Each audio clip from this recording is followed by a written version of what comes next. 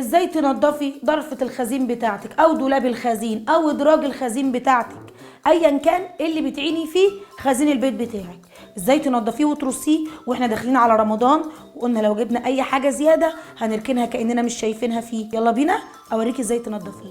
اول حاجه هنفضي دولاب الخزين واحده واحده، وخلي بالك لا يكون في برطمان ولا طبق يقع يتكسروا منك.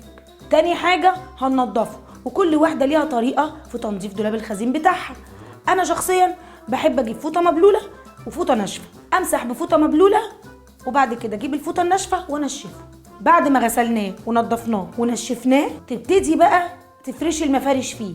لو عندك مفارش كانت مفروشه فيه هتاخديها على الحوض تغسليها وتنشريها. ما عندكيش وهتفرشي مفارش جديده، بتجيبي المقص وعلى المقاس تقصي وتفرشي. في ناس بقى ما عندهاش مفارش، عندك ورق جرايد، عندك كرتون، عندك اي حاجه بتستعمليها في المفارش استعمليها. رول المفارش اللي انا بستعمله اهو، جبته وقصيته على قد الرف بالظبط. بعد بقى ما خلصنا كل حاجه نبتدي نرجع كل حاجه مكانها بس بالترتيب. هنقسم الرف بتاعنا، هنحط جنب الازايز الزيت والخل وازايز الصوصات، هنحط في الجنب التاني الرز والمكرونات والدقيق والسكر والحاجات الناشفه. هنيجي بقى لبقيه التوابل الزياده اللي عندنا، يا في سبت ونحطها يا اما هنفضيها في برطمانات ونحطها على جنب كلها في الرف.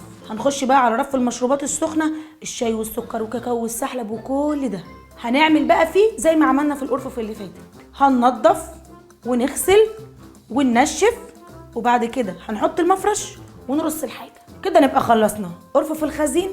وزي ما قلت لك في اللايف، لما تجيبي اي حاجه زياده يبقى نضيف وجاهز انك ترصيه فيها. قولوا لي بقى في الكومنتات هتبداوا تنضفوا دولاب الخزين بتاعكم امتى.